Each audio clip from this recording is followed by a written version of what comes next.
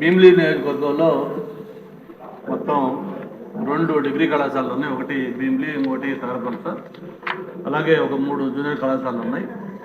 అయితే ఈ 3 జూనియర్ కళాశాలలు కానీ 2 డిగ్రీ కళాశాలలో కూడా అన్ని సమస్యలు. ఒకటి భవనాలు, 2 ఫ్యాకల్టీ.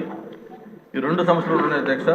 అందుకే నేను విద్యాశాఖ గారు ఒకటే కోరుతా ఉన్నాను, ఒకసారి అధికారులతో మాట్లాడి ఏ కళాశాలకి ల్యాండ్ ఇష్యూ ఉంది, ఏ కాలేజీకి ఫ్యాకల్టీ ప్రాబ్లం ఉంది అని కూడా ఒకసారి స్టడీ చేయమని చెప్పి కోరుతా ఉన్నాను. ఒకసారి భీమిలి తీసుకుంటే గతంలో degree college, junior college, high school 3 ఒకే క్యాంపస్లో ఉన్నాయి అధ్యక్ష. మనం గత ప్రభుత్వంలో ఉండగా దాని డిగ్రీ కళాశాల మార్చాం. అలాగే తగరవలసలో అయితే ఇప్పటికి కూడా డిగ్రీ కళాశాల ఒక ఈ మోడల్ స్కూల్లో కేజీబీ దీంట్లో టెంపరీగా నడుస్తూ ఉంది. వాళ్ళు కూడా దాన్ని ఖాళీ చేయమని చెప్పని నోటీసులు ఇచ్చారు. త్వరలో దాన్ని ఖాళీ చేయాలి. అలాగే జూనియర్ కళాశాల చూస్తే ఒక హై స్కూల్లో జూనియర్ కళాశాల నడుస్తుంది అధ్యక్ష. అది కూడా అడ్జస్ట్ చేయాలంటే మొత్తం ఇట్లన్నిటికీ ఒకసారి స్టడీ చేసి ఈ ల్యాండ్ ఇష్యూలు అడ్జస్ట్ చేస్తే దానికి సరిపోతుంది. దాంతోపాటు ఫ్యాకల్టీ కూడా 2 పెట్టమని కోరుతా ఉన్నాను.